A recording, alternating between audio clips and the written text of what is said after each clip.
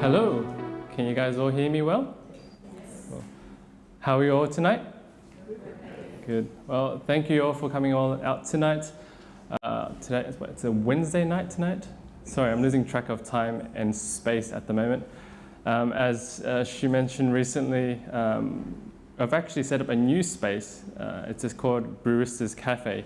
So it's a specialty cafe specialized in niche coffee. But at the same time, we're building a well-being space downstairs. And so what we mean by well-being space is we're engineering the environment to optimize well-being so that you feel more energized than before you came. We're talking about circadian rhythm lights, EMF wave blockers, geranium essential oils, binaural beats with the music, and lots to go with that. And so my head's been pretty stuck in that for the past month or so. And so it's 5 a.m. start straight to here. But I'm glad I made it. It's good crowd tonight, and hope I can serve you guys. So other than the Barista's Cafe, I'm also involved in Savant's Roasting Company. So basically it's a company we deal with farmers overseas. We source green beans sustainably, bring it over here, and we roast. My business partner in that is a 2-time national roasting champion. Following from that, I've got my fingers dipped in a few other little things from app development down to printing companies. But again, not about me tonight. It is about you guys tonight. So moving on. So tonight's all about customer discovery, and so I thought I'd pull a page out of observing customers. And this is something I learned from Tom Chi, and I'll be sharing different lessons from different mentors of mine. Tom Chi is the founder of Google X, and I went through a program with him in America. And one of his things is during his observation phase, which is observing customers, so dealing with customers, finding out what they truly want and understanding them on a deeper level. And so before I give you the next few tools, so there's 3 tools I want to share with you guys today. This is the first part, which is conjectures versus actuals. Now, when dealing with customers on our side, it doesn't matter what business or what idea it is. Conjectures, what I mean by that is a guess of the future, versus actuals, which is a direct experience of what is happening at that point in time. So who here runs their own business at the moment? Anybody? Cool.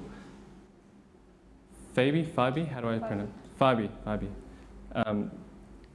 Does that microphone work, Vesta? Hello? It does work. Catch. What business are you in, Fabi? I do organizational psychology consulting. Organizational consulting. Okay. And can you name certain activities you guys deal with customers in that respect? I sit down in the companies and I observe what is happening and what is wrong in the process. So then I observe, listen. Okay. And so in your case, how do you observe what is actually happening? Where do you decide what to take in and what not to? I see the procedures that they're taking in place, yep. Whether they're using paper or they're hidden procedures yep. that everybody thinks that they know what they don't do. Yeah. So keyword, what they think they don't do, right? And so similar in terms of here, when you're sifting through their feedback or sifting through customers, when they throw you a conjecture, meaning that it's like, oh, I think maybe we should do this, versus this is actually what happened to me at that point in time. And I might give a different example. And so, for example, you guys may listen to this talk tonight, and I might ask you guys, oh, please, will you give me some feedback? And Fabi, you might say, oh, well, Kev, I think maybe you should add a bit more color or a bit more points to your slides and so on. Versus, I didn't understand what you were trying to place on the points. So one is a direct experience versus one as a conjecture. Is anybody else got a different business as an example? The gentleman at the back, you also had a business? Yes. Cool. Okay, go for it. So what was your name, buddy? My name's Nathan. Hey, David. Hi, how's it going? Good, good. What kind of business are you in? So my business is a software company. So at the moment I'm building a website for students. Yes. I'm the only person in the company, and the website's about 80% done. Okay, cool. And who are you testing it with? Which customers are you testing it with? So I had an experience last night where I attended so my target audience is for game developers and things like that for the time being. Yeah. So I went to a marketing thing and spoke to them and also got them to use the website as well. So Cool. I took the time to actually engage with them, find out who they were, where they come from, what they're studying, what category they fit into, and then tailor my pitch based on that. Yep. And yeah, I got some really good feedback about, like they said, stuff about how the website looks, the UI, could be different colors, suggestions to add extra things to make the user experience a little bit better. Yeah. And so when they offer you suggestions, give me maybe 2 examples of what kind of suggestions they gave to you. So there was one suggestion. So the website allows users to create a profile to list their skills and things that they're good at, and also job offers and things like that. One of the suggestions was for people to be able to add a link to their portfolio or some work that they've done. Yep. And what was the other one? There was, so there was also an upvoting thing. So people can set their skill level in a particular skill. Let's say they set it as a 5-star. Yeah. As they've completed jobs, people can downvote or upvote them, and that will be averaged out. So people that come onto their profile can get a better idea of what this person's ability is in terms of that particular skill, whether they're reliable, honest, and things like that. Okay. And so with their suggestions, would you consider it as an actual or a conjecture? So trying to understand the word conjecture. So conjecture is a guess of the future, meaning that it's not from direct experience that they feel that it needs to be there. It's just suggesting to you that maybe that would be a better addition to your platform. So that's a conjecture. So it would be a conjecture, right? And so the thing about conjecture, guys, is that it's their best. Their guess is as good as your guess, and so it doesn't mean that it will actually improve your platform. It just means that they guess if you did add this, it could possibly make your platform better. Everyone's perspective is different. Exactly. Yeah. Versus, I could not navigate through your system. I got stuck right here, which means you find out how to do that. Adjust it and re-show them. Why did you get stuck? Exactly. And then go, okay, here it is again. And then you go through it again. And so that brings me on to my next point, which is positive negative cues in a third person perspective. And this works really well with yours. And so if you were to show your website to a different person, and you had one more person observe, taking notes, while you ran them through your site, the other person, while asking questions, while you ask them questions, you could get the other person to observe where they have peak positive or dips in negative emotions. Because when they have microfacial expressions that way, they're not lying. They look through, when someone squints while they're scrolling through, it means they're stuck somewhere. And it's actually very funny because I've created websites before and I shared it with somebody, and the main point that I wanted to share with them, they completely skipped it. Even though I thought, you cannot miss this, seriously. You cannot miss this. And so it's funny because what we think may be obvious to them, they may not see. And so when you have that extra third person taking notes of the peak positive and the dips in the negative, you can really take that on board and go, oh, okay. At that point there, when he was scrolling through that part, why did he pause? Why was he confused? Or why did he look like in the sense that he did not understand what was going on? I had the fortune of actually recording a lot, like immediately after each interaction, I would write down what their responses were, like how they reacted to how I was marketing to them, and that was definitely helped. But yeah, it'd be good to have a second person there, I think. That's it. Well, anyway, thank you so much. Thank you for. So I hope that gives a better idea into conjectures versus actuals. The next part of Tom's teachings in that sense is asking specific questions on a scale. So for example, one of the examples that I use is when we were developing the triple B drink, which is essentially a drink, it's basically a smart drink that increases focus and energy. And so one of the questions I asked them from 0 to 10 before you drink this, and they don't even know what they're drinking, right? There's no label on it. Before you drink this, what is your energy on a rating of 0 to 10? 10 meaning high energy, 0 meaning low energy. And so they'd say, I'm at a 6. And I asked a few of those people that question. And then the second question is, after 5 minutes of ingestion or 10 minutes of ingestion, what is your energy levels now? And if it wasn't a clear increase of a higher rating, then it didn't work.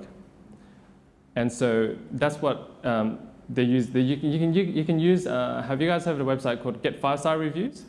You can basically essentially post a few questions in there, show it on an iPad, go around to different customers, find different customers and observe through those questions, get some results and feedback from them. And so it goes down to the next one is that, well then, Kevin, how many people do I actually need to show it to? And that brings me to, it's called the cookie parable.